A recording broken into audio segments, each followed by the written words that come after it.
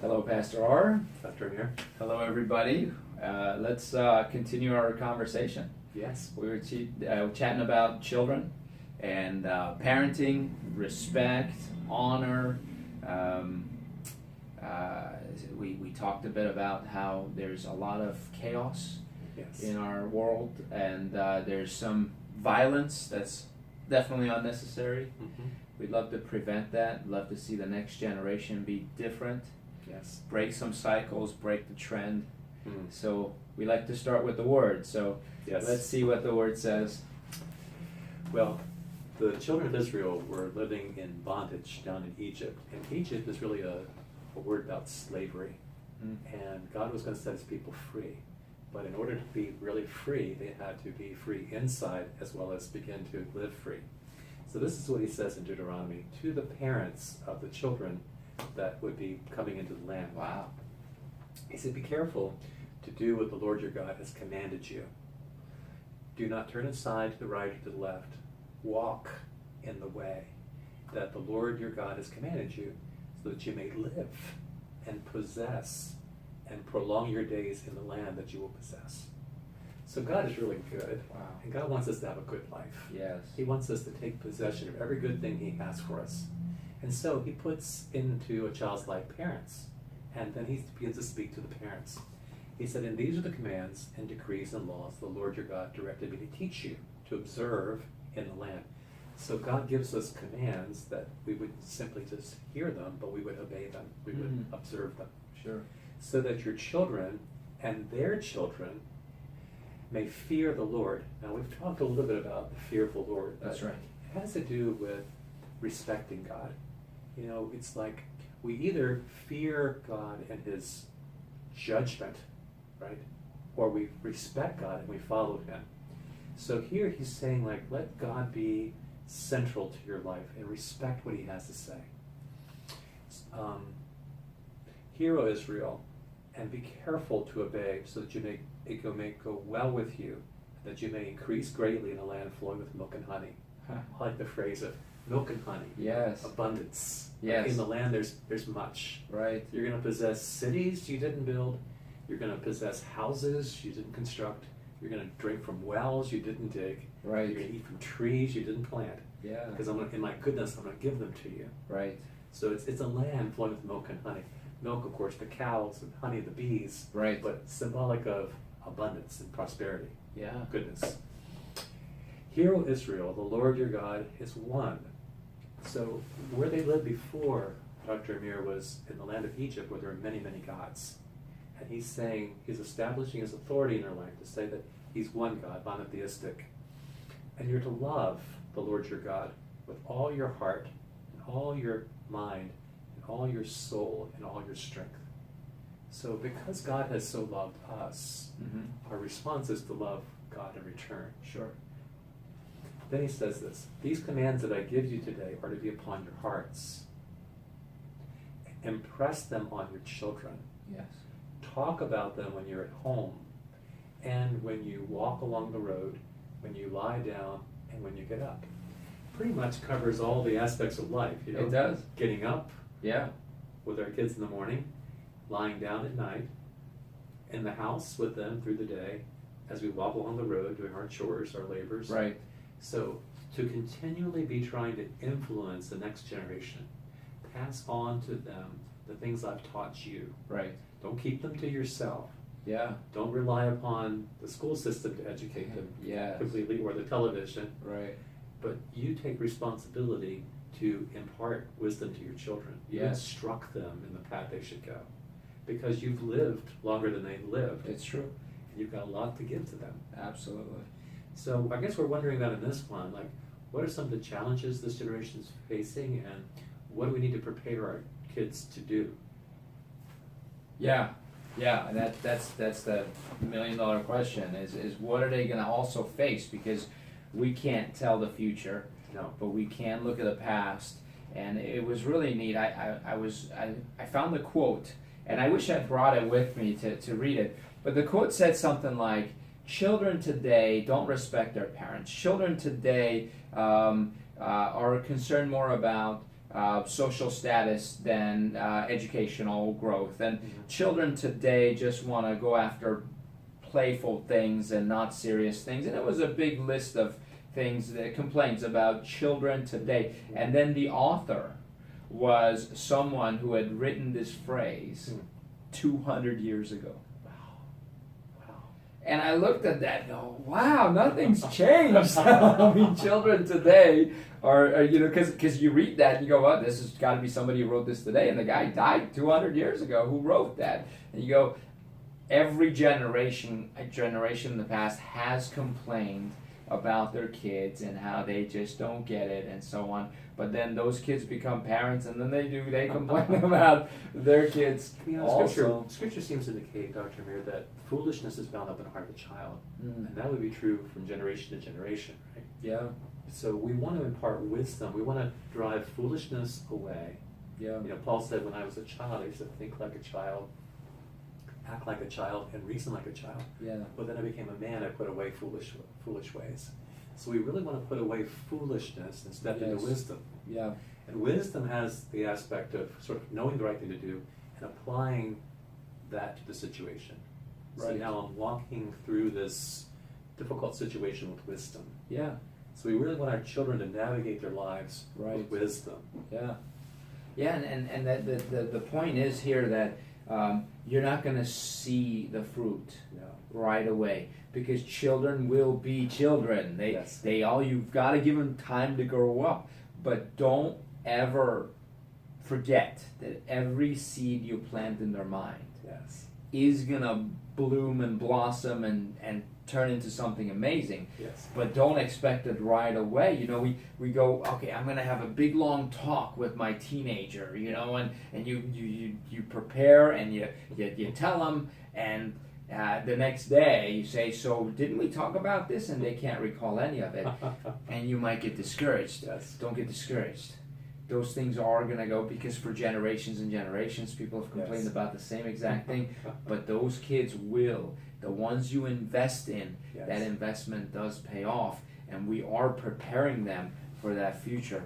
Right now they have us, and they're going to act like children, and they're going to be foolish, and that's okay, as long as we're really putting it into them. And we got to start early. My dad always said, start at the age of 2. So when your kids are 2 years old, you can discipline them, and they'll remember and they'll learn. And so he said, don't worry about it before the age of 2. And I was always thinking, you know, probably the age of 12, 13, you start talking to them. He said, absolutely not. You got to start early, because nowadays some 13-year-olds are bigger than I am, and at that point it's harder. You know, and the other thing is this. We're seeing a lot of kids on psychotropic drugs right now, and a lot of times we're using medication to control them and change behavior. And I would never say it's not necessary, but I will always say it's overutilized. There is no way one generation to the next, all of a sudden we have so many children who are sick. So there are problems with our system, school system, as well as healthcare system, that promotes that. For example, I know public schools get more funding when they have a certain number of children on these psychotropic drugs. So there's an incentive by the administration and all the teachers, if they want more funding from the government, to encourage parents to get their kids on these drugs, like the Ritalin and Adderall and Vyvanse, and the ADHD, ADD drugs, as well as the depression, anxiety drugs, and that's getting out of hand. There shouldn't be an incentive for that, just like there shouldn't be an incentive for healthcare practitioners to prescribe more, but that's there also. And so it makes our job harder. Otherwise, you look at genetics. Do genetics really change from one generation to the next? I know genetics change dramatically over 1,000 years or 2,000 years. Yeah, that does happen. There are going to be different characteristics in people today than there were thousands of years ago. But there's no way you're telling me that genes went that bad between the last generation and this one that all these kids need to be on these psychotropic drugs. So let's talk about that a little bit, Dr. Amir, the psychotropic drugs. So a patient of yours presents, and let's say it's a young man. He's 12 years old, and his teacher says that he's a behavior issue in school, and his doctor says you need to be on Ritalin. What do you say in that situation? Gosh, my first thought always is, I wish you had started working on your child when he was 2 years old. Yeah. Because you need to, you never, you can't ever go back and make up for that. So it's a lot harder now. And, certainly I would be at a loss for words at that point, going, and now you have a older child who has gotten used to a certain way and has gotten away with a lot of things and wants to have it his way and behave a certain way. Do you think it has something to do with the diet of the person, that they've been eating the wrong foods? For sure. So we talked from the very beginning. Stress comes in 3 dimensions. Health comes in the same 3 dimensions. And if you want to improve, you have to improve all 3 dimensions simultaneously. We're talking the physical, the biochemical, which food falls into, and then the psychological. And each of these, if you look at them as 3 coins, there's 2 sides to every coin. So you look at the physical dimension, right? Every child needs exercise. They need plenty of exercise. But what's the flip side of that coin? Rest. They need rest. Children need to sleep. They need to sleep a lot. I mean, the younger they are, the more. I mean, babies need to sleep 16, 17 hours a day. You think about that. I was amazed, actually. My youngest, he would, he had a girlfriend, and the girlfriend would send him text messages, and his phone would beep, and I would hear it go beep, and she'd send him a message, 11 o'clock at night, and then he would respond. So he was getting about 5 or 6 hours sleep, and he needed about 8 or 9 hours sleep. Yeah. And then he needed his coffee to kind of wake him up in the morning. Right. And his day was kind of ruined because he wasn't getting his sleep. So exactly. on the physical side, he was really having a tough time paying attention because he just was sleep deprived. There so you physical. Go. So it's going to affect behavior. Yeah. It's going to behavior. That person has trouble concentrating. That person might have memory issues. So all of a sudden, should we say, oh, he's going to need an energy drink, right, which is synthetic in chemicals. On top of that, we need to give him a drug that helps him focus his attention. Yeah. On top of that, give him, another drug for all the side effects of not getting enough sleep, which is, potential weight gain, memory issues, where you can't really remember things properly. All of that can happen. So every coin has the 2 sides. On the physical dimension, you have exercise and rest, 2 sides. On the chemical dimension, you have proper food, proper nutrition, but then the opposite side of that coin is toxicity. You need to eliminate toxins. You can't just eat good food, but then be around secondhand smoke. You can't just eat good food, but then also eat some junk food on top of it. You reduce toxicity and eliminate deficiency, proper vitamins, minerals, and so on. Now, what's the most common drug right now? Every child practically is on this drug, and you don't need a prescription, and it's not even at the drugstores. It's everywhere. It's sugar. Sugar is the drug. We are all on this, and it's amazing how the more refined this sugar is getting, the more different types of candies and candy bars and pastries are being invented and created, and you got aisles of it at the grocery store. That's unfortunate. And then I see a lot of children get rewarded when they do something good. Oh, you did well on your test. Here's a lollipop. That's great. We have a grandson. His name is William, and we took William down to the tidal basin to see the cherry blossoms last year. And before we went down, Debbie, my wife, said, we'll stop by Dunkin' Donuts and pick up William some donuts. So we picked up these donuts and we brought them down, and William had about 2 donuts. Wow. And we went to the tidal basin. He was the worst he's ever been. He had this little soccer ball, and he threw it into the tidal basin, and just would not cooperate at all. And I said to my wife, Debbie, if we really loved William, we would never bring him a donut ever again. A donut is not an expression of love to this child. His capacity to handle that much sugar, Dr. Yeah. Amir, was terrible. Like, Oh yeah. it just changed his behavior and ruined the morning. Right. Yeah. And I believe it does that in you and I as well. Yeah. Except we control that and we don't show it. But that's the person who is irritable. Yes. And they're walking through the day going, why is this person mean to me, and why did that person cut me off, and nobody else has changed. It's just you're going through this high and low of this sugar fluctuation and insulin fluctuation, and you're not realizing that the reason something bothered you or something upset you that much is more so because of you, not them, because those people are all around. The same thing is an example of this is when someone first falls in love, right? You fall in love, you walk around, life is beautiful. You know, the grass is greener, the flowers look better, the air smells better, the water tastes better, everything's better. You're just happy. You know, how did everything improve when you fell in love? Nah, everything didn't improve, everything stayed the same. It's us. Perspective. So yeah, so the two sides of that coin of nutrition is toxicity and feeding the deficiencies. We are vitamin deficient, most of us are. So would you say to parents whose kids maybe are somewhat hyperactive that we really need to limit and or eliminate sugar? Yeah, and I wish it was that simple. I have a story about Gandhi with this. A woman went to Gandhi, and apparently, and I have no idea if this is a true story, but it's a good story. And a woman wanted to meet with Gandhi, so she took her kid and stood in line. She stood in line 4 hours, finally got to the front of the line, and Gandhi said, "How can I help you?" She said, "Tell my son to stop eating sugar." He said, "Come back next week." So she left. A week later, she came back, stood in line. 4 hours of waiting, got to the front of the line. "How can I help you? You told us to come back. We were here last week. I said, tell my son to stop eating sugar. You said, come back." He said, "Son, stop eating sugar." She said, "Why did you make me wait a whole week and stand in line 4 more hours just so you could tell my son? Why didn't you tell him last week?"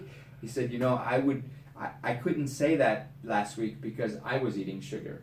I wanted to stop eating sugar for a week so that I would have the right to tell your son to stop eating sugar. So there's a little bit of wisdom to that, and it's kind of funny, but it's not that simple, because there's just avoiding sugar isn't going to solve it completely. Yeah. Because if they stop eating sugar, but most of their food is pasta and bread, that turns into sugar in the body.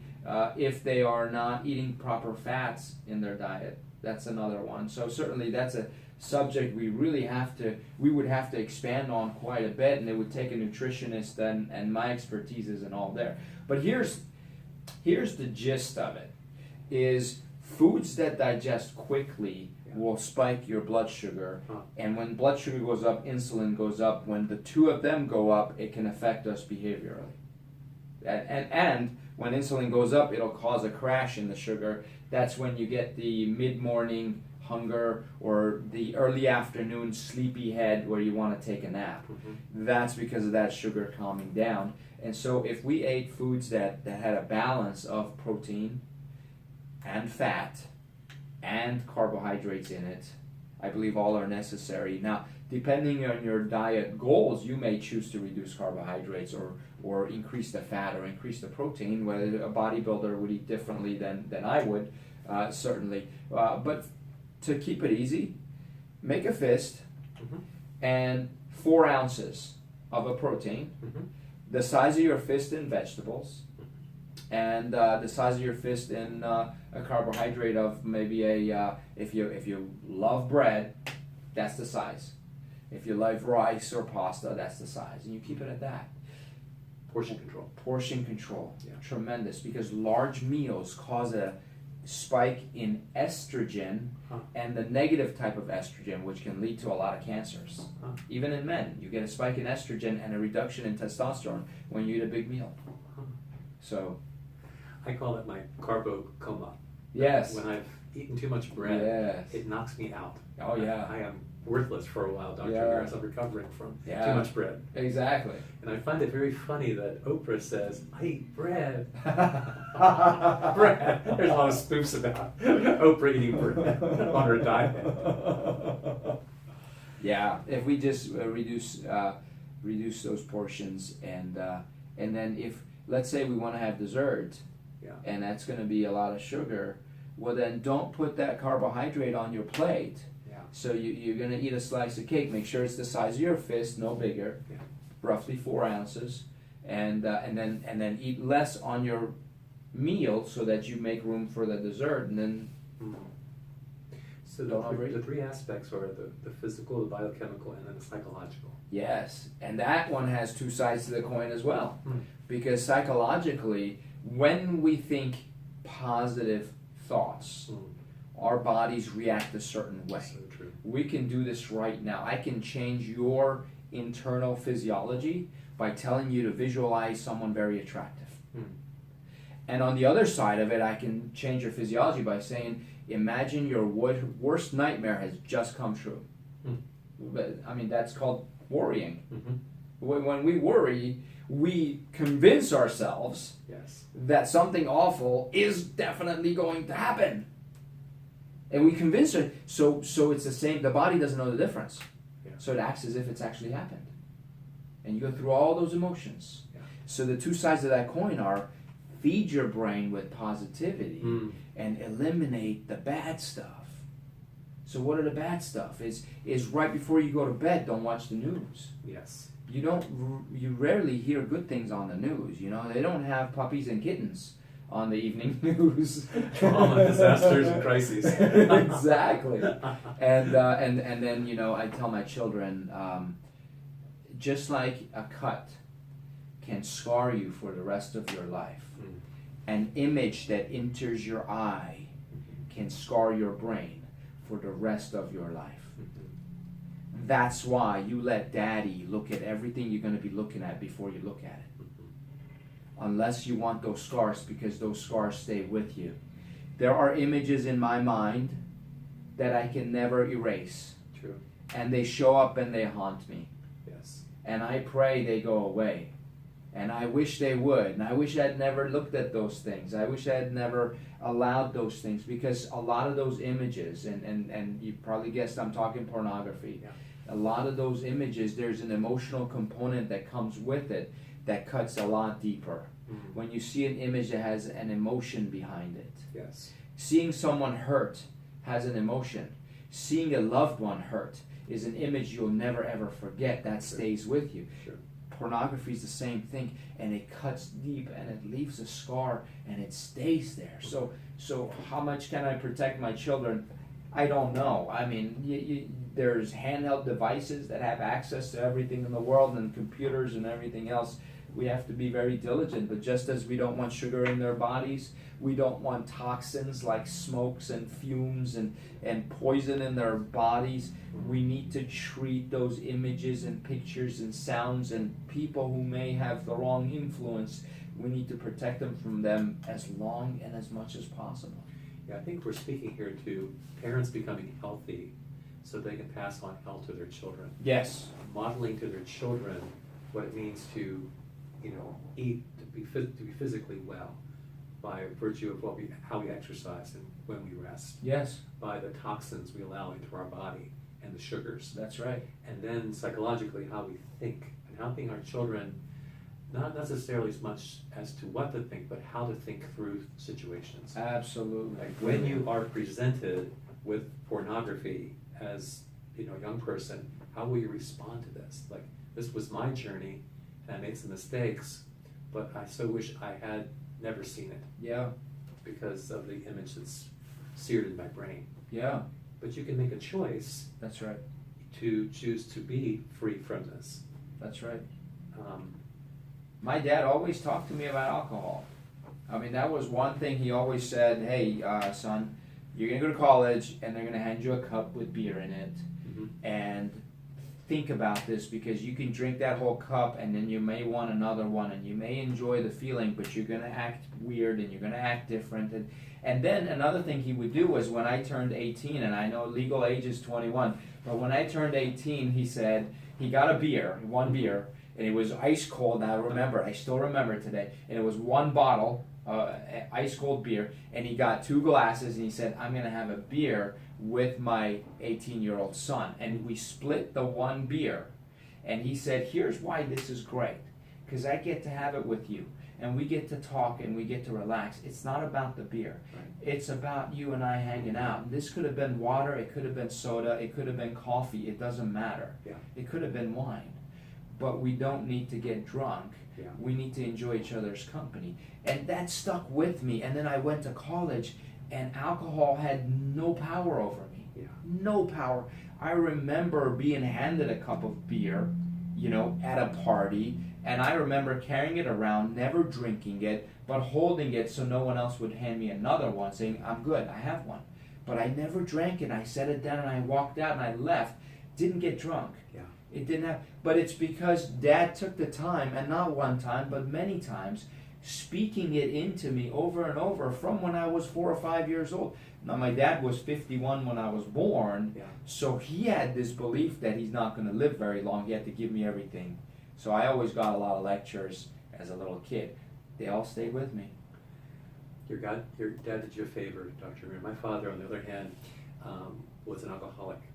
So I drank my first beer with him when I was 10. Wow. I popped him a beer and I popped myself a beer and drank a beer with him when I was 10, and spent a lot of time in bars growing up. That's why I'm a really good pinball player and pool shooter, card player, because I've spent so much time in bars. Wow. And so the first person I ever saw turn down alcohol was my wife Debbie. I invited her to a bachelor party, and she said, no, I'm not interested. I had never seen anybody turn down alcohol. I thought there's a lot of inner strength, and so I became curious about why. She explained about her faith, that she just chooses not to drink. And so for me, when I became a believer, I began to then not drink, but I had a long history of over drinking prior to that moment, and God gave me the strength to change.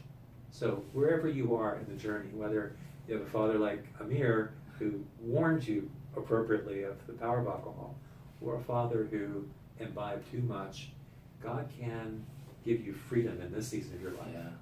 And earlier you asked me a question I didn't have the answer to. Yes. You said when you've got a teenager who's misbehaving, and now they want to put this teenager on Ritalin, Yeah. what do you say to them, and how do you, and I said, I don't know. I wonder if it's too late at that point. It's never too late with God. No. That's when you get on your knees and you pray, Yes. and you put them into God's hands. Yes. Because He knows if He can change you and change me and bring us to where we are today from where we were, well, He can do it to anyone, for That's anyone. a really good word. Well, we'll pick up our conversation next time. Yeah, It's good. sounds great. All right. Thanks for being with us. That was really rich.